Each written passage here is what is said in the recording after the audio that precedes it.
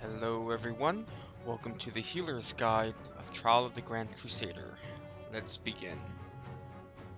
This guide is mainly for just us healers. So, the first thing, Gormok the Impaler. There's 4 things you only have to worry about, really. The first one's the Impale on the tank. You're gonna see it right here. That icon in the center of the Paladin, that's the Impale. And then these 2 icons on these 2 that the arrow's pointing at, that's the fire. Heal the fire. That is more important right now. My beacon's going to transfer all the fire heals to the main tank for the Impale. The third one's right there, the Snowball. He's not that important.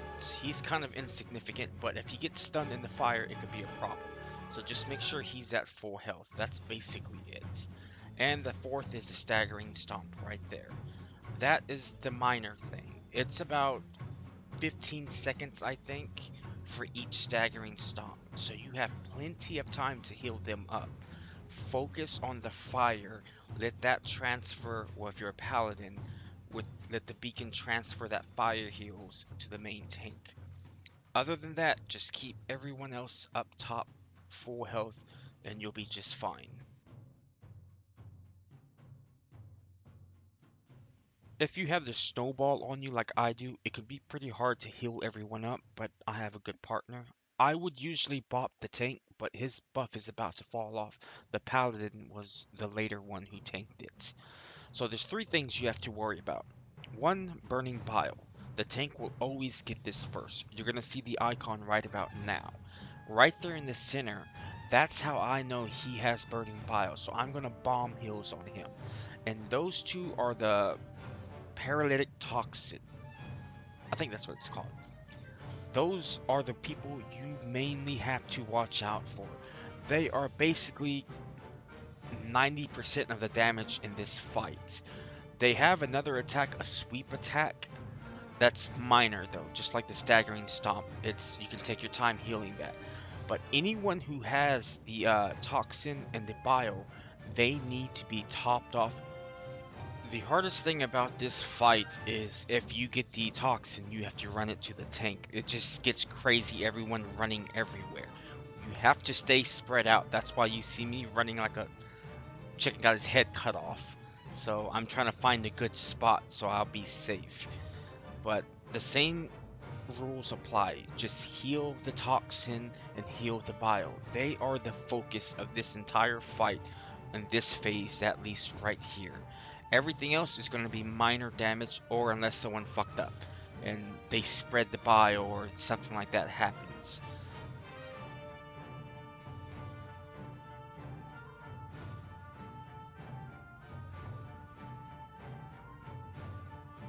And this is a good moment to see a fuck up.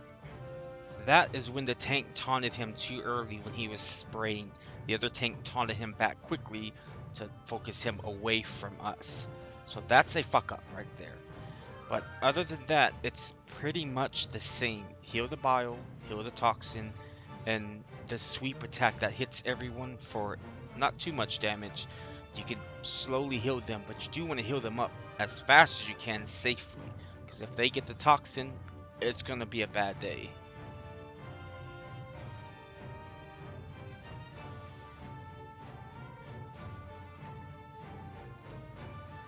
Ice Howl is a cupcake. He only has 2 things. Well, one, the tank obviously is getting melee, but the Arctic Spray, you'll see the tree, the Druid Healer, in the top left of the screen. He's on the left side of the Ice Howl. I'm on the right side. That way, if one of us gets frozen, the other one can keep healing. We'll never both be frozen at the same time. And the next one is the Whirlwind. He hits everyone in melee and pushes them back. It's super minor damage. It's not big. And this is where you really have to pay attention. I usually turn to the side when he hits me. That makes it easier for me to dodge. And I'm about to demonstrate that in just a second.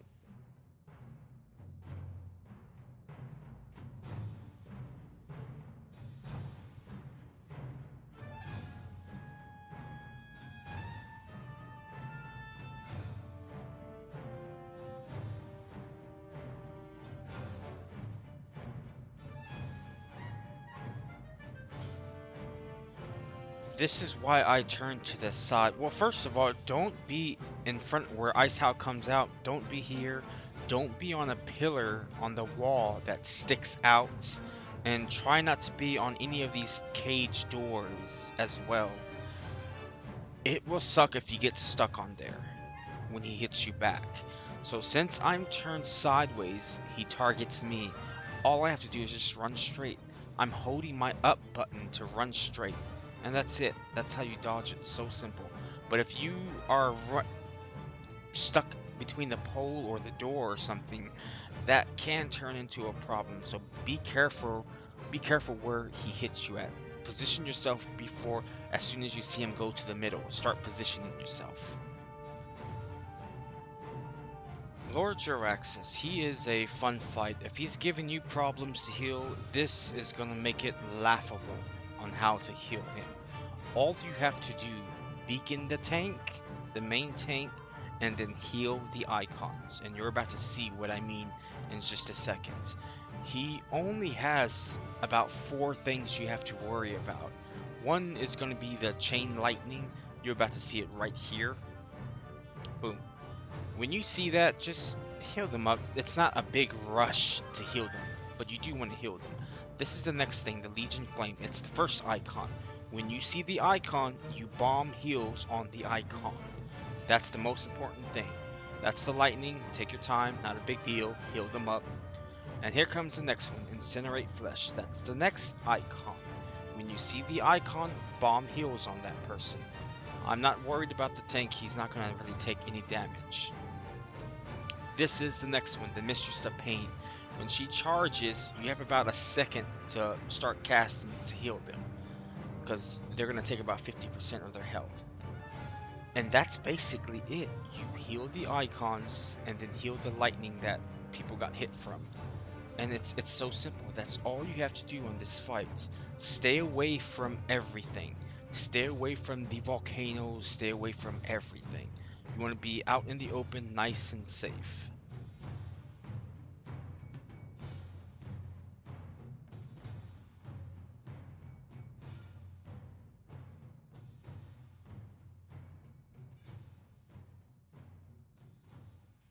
When the infernos come, it may get a little hectic. I mean, if you're standing near the volcano, you're going to take damage.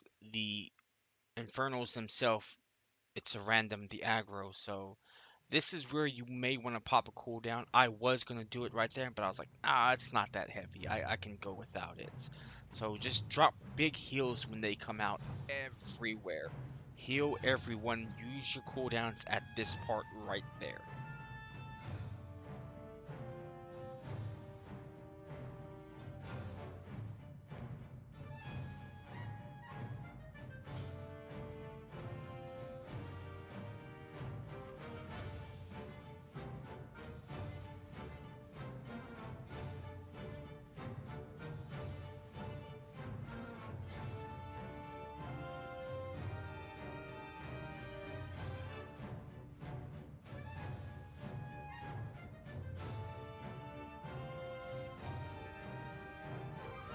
So the faction champs, what I do first is I click them all, because you can see how their names, well not their names, but their classes are popping up on my screen when I click them.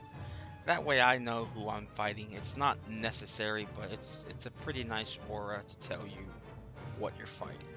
We open up by bopping the priest. He's gonna go in there and fear, and they're gonna all blow their cooldowns and whatnot. So that's how we start. I immediately got silenced right off the bat, so I get silenced a lot in this fight. But if you see the icon, the warrior icon, the paladin icon, I don't have all the auras, but when you see an icon, a class icon on a raid frame, that means they are getting attacked by that class. So if there's 2 or 3 on one person, bomb heal that person. You're usually going to heal whatever the icons are on. I don't have all the icons yet, but once I get them all, I know exactly who's being attacked by who, and I can just heal the ones who are being attacked. They're basically going to be the main one taking damage. Now, cleansing is important. I mainly focus on the movement impairing is what I cleanse. A fear, a silence, that's a must cleanse. Or like a frozen, if they're frozen on the ground. Those are usually the ones I cleanse. If they have dots on them, you can cleanse them. Um, I would rather just drop a heal on them, a AoE heal or something, and keep going. But that's what I cleanse. I don't cleanse everything. There's more leeway on 25 man, but that's what I cleanse on 10.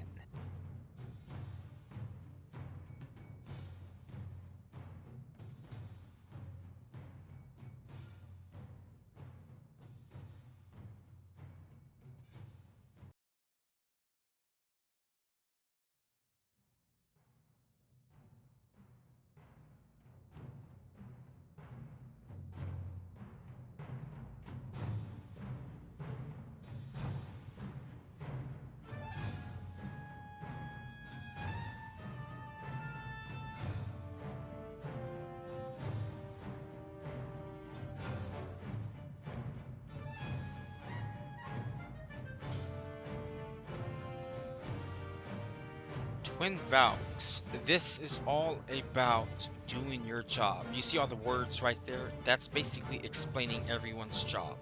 Everyone has to do their part correctly for this fight to be simple. I have a big fuck up right here. I have to Windows out and then back in because I could not heal for some reason.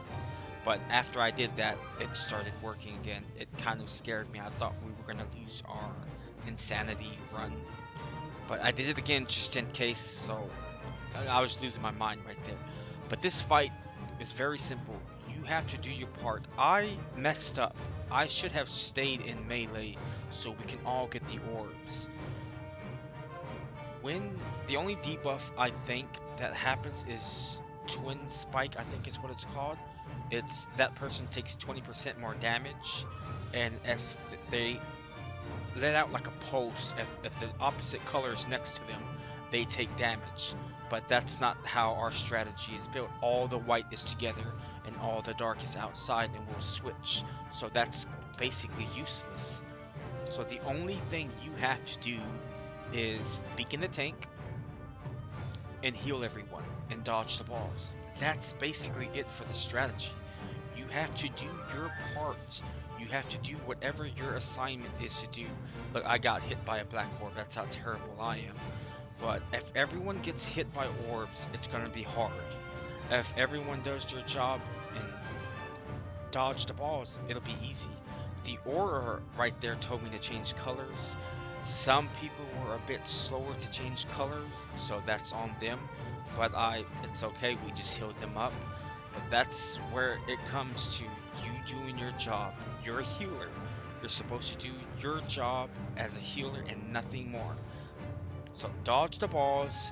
Everyone takes the same, well, not the same amount of damage, but pretty much everyone's going to take constant damage. Not big, unless they mess up. But that's all to it. It's a very quick fight. Just bomb the heals, dodge the balls, and pay attention to what color is supposed to be switched to. That's basically it. Anub'arak is actually a simple fight, but hard to execute for some reason. He's just one of those boss. There's only two things as a healer that you're responsible for. That's how simple it is. The first one's going to be penetrating code. The second one's going to be freezing slash. That right there is penetrating code. And that right there is freezing slash. Penetrating code, those numbers on that icon, those mean something, but I will go over that later. The freezing slash icon, that's only applied on the tank. That's basically a stun on the tank. So just drop bombs on the penetrating code and the beacon will transfer those heals to the tank. That's all for phase 1. All you have to do is heal the penetrating code and heal the off tank when the ads come out. And that's it. It's that simple.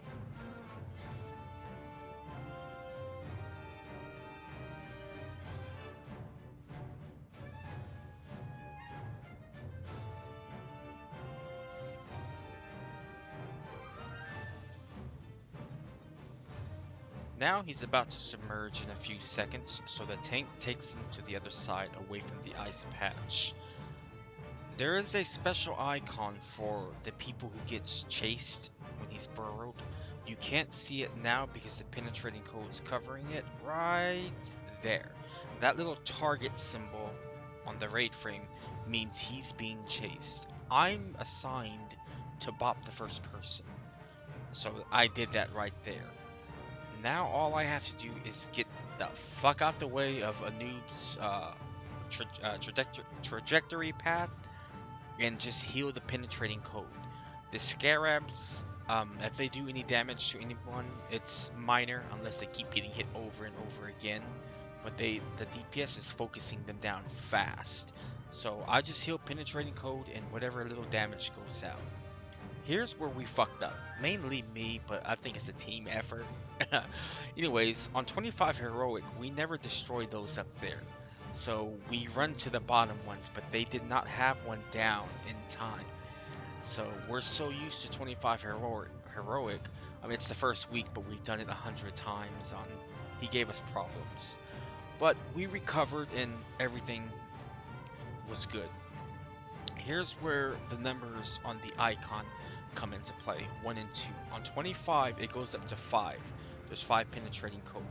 We assign a healer to each one. So let's say I will be on number 1, Toast will be on number 2, Stevie the Disc Priest will be on number 3. That way we know who to heal with penetrating code. However, on 10 men, I'm assigned to the tanks. So I'm supposed to keep the tanks top at all time. Toast and the Shadow Priest will bubble them and they keep them up. We have Healing Stream, Judgment of Life, Light, and Toast's Rejuve over time effect. That alone is enough to keep everyone up who does not have penetrating code. I'm spamming the tanks, he's taking care of the icons. Oh, Army of the Dead is not good. I don't know who's gonna have threat after this army. Oh, good job, guys. Nice Fucking job. easy, dudes. Nice. Really good job.